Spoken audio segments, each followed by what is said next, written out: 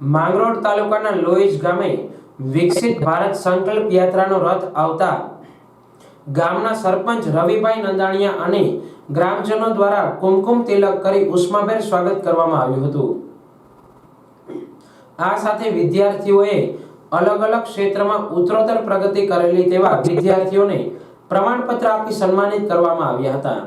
આ યાત્રા દરમિયાન લાભાર્થીઓને સરકારશ્રીની વિવિધ યોજનાઓના લાભોનું વિતરણ કેશોદ ધારાસભ્ય દેવાભાઈ માલમ, તાલુકા વિકાસ અધિકારી આરવી ઓડેદરા, તાલુકા પંચાયત જિલ્લા પંચાયત ન્યાય સમિતિના ચેરમેન જીવાભાઈ સોલંકી, પ્રમુખ ભાવેશભાઈ ડાભી, ગુવાભાઈ ચાંદેરા, ભનુભાઈ પરમાર સહિતના મહાનુભાવોના હસ્તે વિતરણ કરાયું હતું। આ કાર્યક્રમમાં ધરતીનું સંરક્ષણ કરવા ખેડૂત નાટ્ય કૃતિ રજૂ કરવામાં આવી અને સ્વાગત ગીત સહિત નાટ્ય પ્રદર્શન દ્વારા પ્રકૃતિ ખેતીના મહત્વની સમજણ આપવામાં આવી હતી।